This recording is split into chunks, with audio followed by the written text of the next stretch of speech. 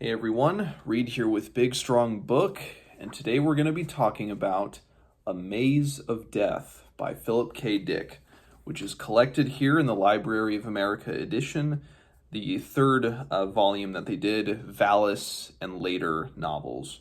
I reviewed Valis from this collection a few months back and have returned to Dick because it felt the right time to do so with The Maze of Death, one that I have been intrigued by a little bit just because I've heard that this novel is one of his darker ones, and of course, aren't all of his novels really. Yeah, I'd heard that about this novel, figured I'd give it a shot. It's a very short novel, read this in a couple of sittings. It's just under 200 pages, and with reading Dick, he's one of my favorite authors, and I've maybe I don't know, read 12 or 13 of his novels by now, but it's so fascinating. Usually with Dick, I can know within the first 50 or 60 pages if this will be one of his that I really like. Most of them I do like. There are a few, kind of like Man in the High Castle. I know there are a lot of people out there who really like Man in the High Castle. I was not a big fan of it. This was one that got off to a 3 out of 5 start, let's say. Then as the novel progressed, it went down to a 2 out of 5. And then I got to the last 12 pages. And then it bumped it all the way up to a 4 out of 5. And it doesn't happen often that any like novels in general do that, to where they start out kind of middle of the road and then decrease as you're kind of settling in. You're like, okay, where's this? The question is, where is it going? And I feared that with Dick, it can go in a good direction. It can kind of just peter out. It can peter out sometimes. Granted, Dick wrote dozens and dozens of novels throughout the course of his relatively short career and short life. So I knew that his novels, they could be satisfying. They could kind of peter off. And I really thought that this would be a novel that just kind of ended and it wouldn't have been altogether satisfying. I would have been like, man, I really didn't like this, but the last 2 chapters. So I'll kind of discuss as much as I can without getting into spoilers, because your whole perspective of the book shifts when you get to the final 12 pages. The whole perspective on the book completely changes. And I know I'm not alone in that. So let's get into it. So this novel is set in a world where there seems to be pretty prolific belief in this deity figure called the Mentu Facturer, the deity, like a deity, a divine one. There's kind of interchangeable names that are used, and there is a dark aspect of this deity called the Form Destroyer. Kind of, it's similar to, I guess, monotheistic tales of this kind of defined figure. Then there's a dark aspect that was good but falls to evil. But this belief is prolific, and it's pretty widely disseminated across the characters. There's not like necessarily sects or little factions of differing beliefs. It's universal. And praying is very interesting in this novel. It's not as, those of us nowadays pray. I'll just read a little bit from the start of the book here. So they attach conduits, or this is from the beginning of the book. So he had, during the previous week, gone to the ship's transmitter and attached conduits to the permanent electrodes extending from his pineal gland. So there you go. That's how they pray. But it begins with his character Ben Tallchief praying to be transferred to a kind of colony planet or colony world known as Delmac O. And it also then the narrative shifts a little bit to Seth Morley, who's more or less, the protagonist of this book. And there's a lot of interesting things just within the first chapter alone, while we're still on Ben Tallchief, of as he is kind of processing things. There's this book that he reads, and a lot of characters have copies of a book. It's called The Book. It's kind of like their sacred text, by A.J. Spektowski, called How I Rose from the Dead in My Spare Time, and So Can You, kind of that Dickian humor. But then another thing that Tallchief kind of listens to, he puts a record on, and the record is a reading of The Lord of the Rings. So The Lord of the Rings is directly tied into this, and it's known as kind of this, is kind of an old epic, like an ancient epic, The Lord of the Rings. So that was kind of a little humorous. So anyway, there are these, you get Seth Morley, you get Ben Tallchief going to this world, Delmak O, and they're not really sure what they are getting into, but they meet up with about a dozen other people who are on this world, and they're all kind of these green, virginal, if you want to call them that, colonists who are on this world, and they don't know why they are. They got reassigned, they might have wanted to get reassigned, but they all happen to be on Delmak O, where they will then, once all of them are assembled, they'll communicate with the satellite, and then they'll get their orders, their marching orders, what they're supposed to do on this world. A lot of them have various professions, psychologists, doctors. Seth Morley, I am blanking on his profession off the top of my head. Not an engineer, but something similar to that. I could be wrong. Not sure. Doesn't really come into play a whole lot, as you'll see here in a little bit. But as Seth Morley is also, he and his wife, Mary Morley, are on this world that's described as a kibbutz. And I think they're also described as Jewish, or I don't know, that goes, maybe I'm just assuming that because they're on a kibbutz. But they're kind of preparing their Noser craft, which these craft that go to this world are only one way. This kind of divine figure called a walker on earth just approaches him and says, no, don't take this Noser, it's going to fail, take this one. So he takes it as, kind of the divine influence is on their side with this. But so they go to Delmak O. All these dozen or so characters assemble. But then something goes wrong, and the satellite, the communication between them and the satellite orbiting shorts out, and they have no idea what their orders are. They don't really have a good way to get a distress signal out. So in some respects, they feel a little bit abandoned. It would be very difficult for them to try to get word out for help or to just understand why they're there.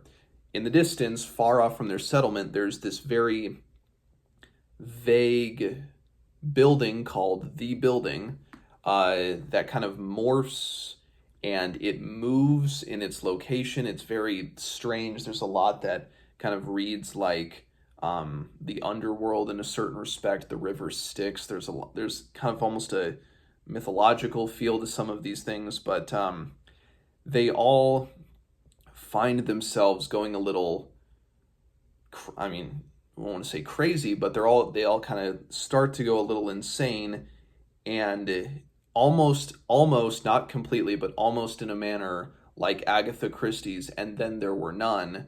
One of them dies, and a couple of them die, and they're trying to figure out why they're dying, who's doing it, why they're doing it. And answers, of course, as they are in any of Dick's novels, aren't exactly clear. Things are not what they seem.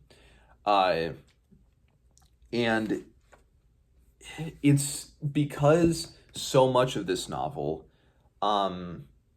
is rooted in the confusion of the characters, you as the reader are also confused and don't know where it's going and don't know what purpose it's for, and you're trying to divine a purpose from all of this, and you can't, just like the characters can't. They literally go to this kind of weird blob creature known as the Great Tench or Trench, and they're kind of feeding it information, asking questions, trying to figure out the purpose to everything, why they're there.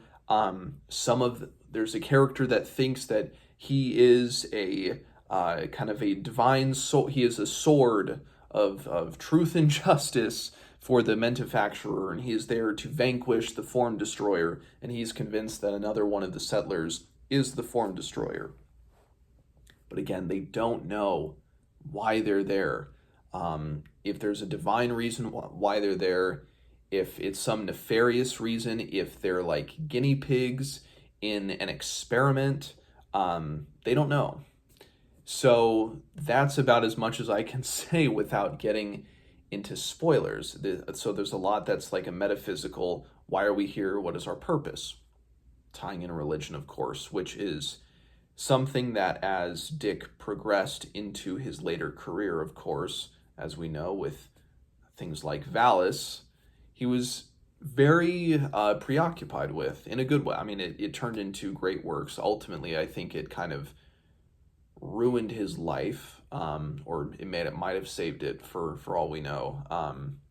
But of course, because he died shortly after Valis was published, and kind of as he was getting to the end of all of those big personal revelations. But these metaphysical, religious, philosophical underpinnings he was very preoccupied with, and that comes through. But there's just so much confusion, and that is why this novel went from a 3 out of 5. I was kind of intrigued by the concept, but as the characters kept getting more confused and more confused and more confused, I'm like, is this just going to end in a whole bunch of confusion, and just it's going to just unravel? And I'm like, I really don't think that that's all that interesting, because we've seen that confusion and we've seen it play off super well in things like Palmer Eldritch and Ubik, and which he wrote a little bit before A Maze of Death. So even he knew what he was capable of. And so I'm like, he's done this before, but I just felt it would fall less. And so that's when this book turned into a 2 out of 5. But then the final 2 chapters come along, which recontextualizes the entire thing. So I'm going to get into that here. You've been warned. Spoilers for the whole book from here on out, and especially for the last 2 chapters. I didn't know how this ended, and I'm glad I didn't, and I really would not want to spoil it for anybody who hasn't read it. So I've been kind of minding my words here, trying to carefully not give really anything important away. So we're going to get into it. Chapters 15 and 16. So we kind of get to the end of the rope, and it seems like most of the settlers, minus Seth, have died. And then we come into Seth waking up. And kind of all of them wake up as they have been in this virtual reality world for a few weeks. A few weeks of real time have sped by. And then you realize they've all been on this ship. And they were on this kind of generational ship, but it has failed its mission. And so they've got about 20 years left of life support in this ship.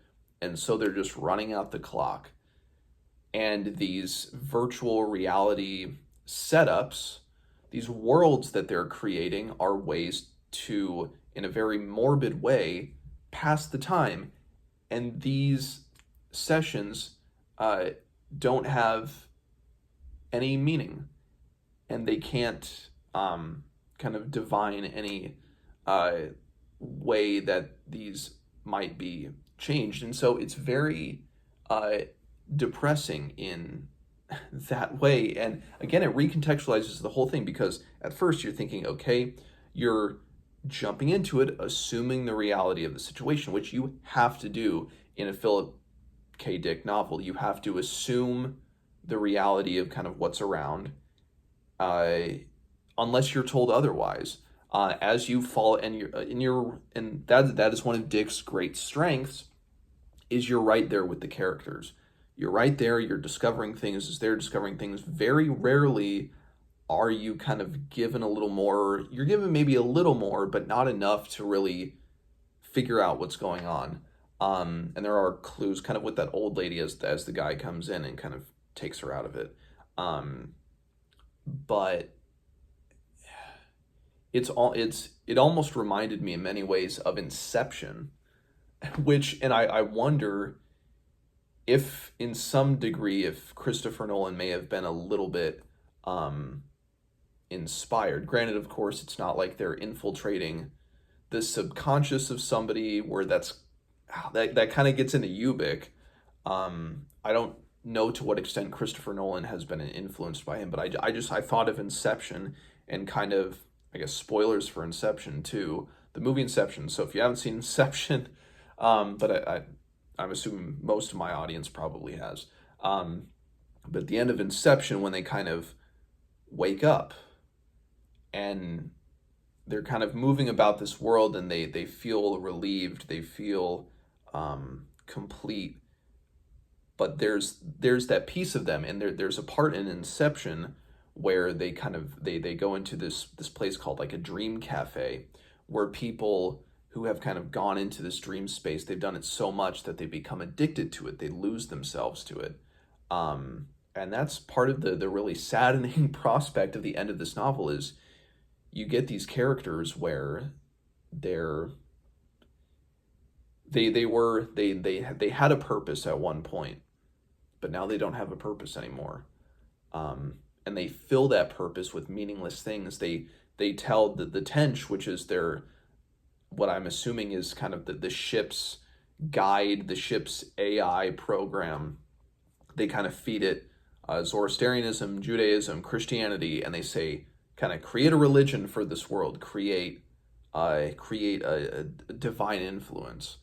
They want to feel like their lives have purpose, but yet they're trying to figure out the purpose while they're in it, when there is no purpose, because they're all, but it's all a release for them, whether it's a diversionary program or within this, they specifically devised the world of Delmak O so they could all kill each other because they were in the ostensible real world on the ship.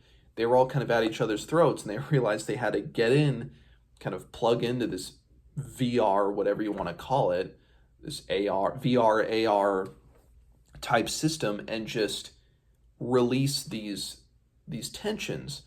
But of course, it doesn't matter because they're all going to die anyway, because they're all on this ship that's gonna, I mean, I don't know if it's, I might go back here to the book just to consult it because I'm not 100% sure if they have 20 more years based on where they're at the end of the novel, or if they had 20 years and they only have a few years left. So let me look here real quick.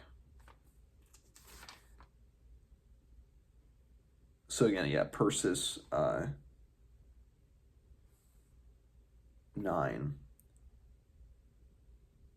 That's right. Yeah, so they're about, I think, 15 or 18 years into the journey. So they only have a few years left. But yeah, it says here, page 163, this version, the polyencephalic mind, he thought, originally an escape toy to amuse us during our 20-year voyage, but the voyage had not lasted 20 years. It would not. It would continue until they died, one by one in some indefinably remote epoch which none of them could imagine, and for good reason. Everything, especially the infinitude of the voyage, had become an endless nightmare to them. We could have survived the 20 years, but the accident had come and now they circled forever, a dead star.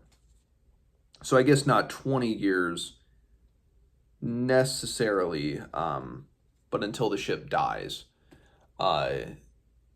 which, so I guess, yeah, it isn't 20 years, it seems. It could, again, it's kind of it'll keep going and going and going and going and going until they have all eventually died of old age. That's what it is, yeah.